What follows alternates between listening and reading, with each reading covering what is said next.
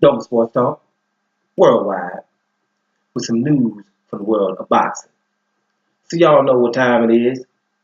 You ain't in a rush to get concussed. Now, we got some heavyweight slash cruiserweights, right? We know we got the big fight coming up on May. David Haye, former heavyweight champion, versus your boy Tony Bellew, former cruiserweight champion. Now, these guys had one fight. We know what happened. Tony Bellew upset him, beating David Haye per stoppage, around 10 or 11 was it? Something like that. And David Haye ruptured that Achilles in round 6. Right? So there's some unfinished business.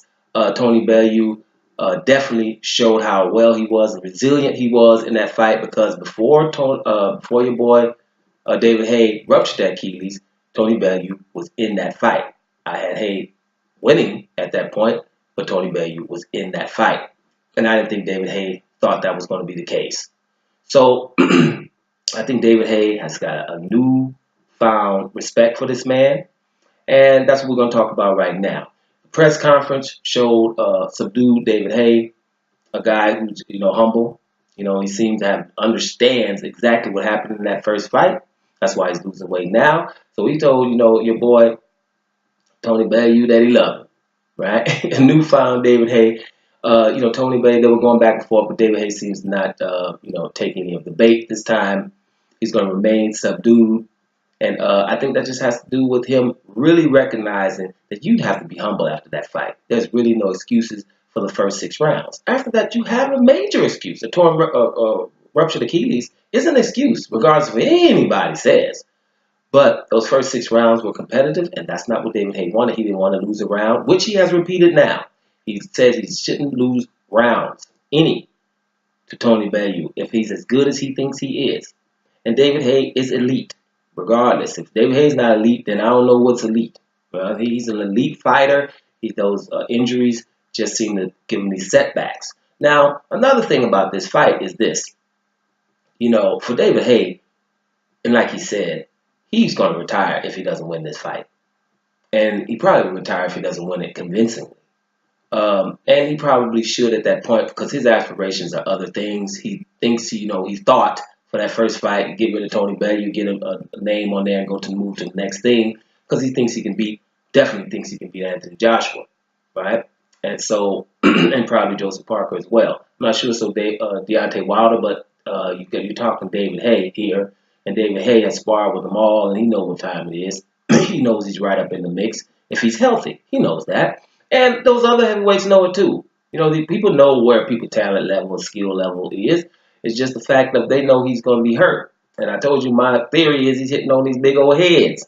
And it's going to probably keep happening. Now, another thing I like to note about this press conference that went down is when you're talking about a David Haye fight, that's way too early. Man, we in February. That's in May. You know how much David Haye can get hurt by then? So let's just wait till 2 weeks before the fight until we get all happy about the fight. But if it happens, it's going to be a great fight. And this was just significant to see how the guys are acting up until now. Tony Bellew is a character, but, listen to, I've told it before, his content, probably not how he's saying things, his content, a lot of things come true that he says.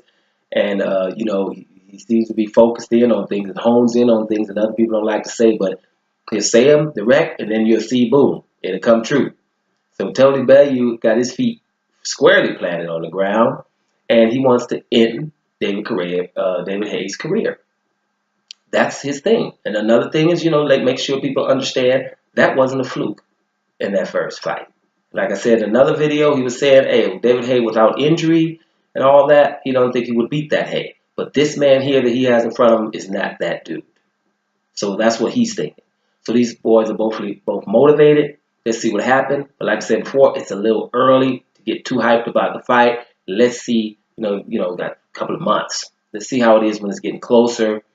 With these training camps and things like that, sparring, the injuries that can occur, we'll hold off on that. But as of right now, pretty interesting press conference, pretty interesting stuff. Let's see what's happening going forward.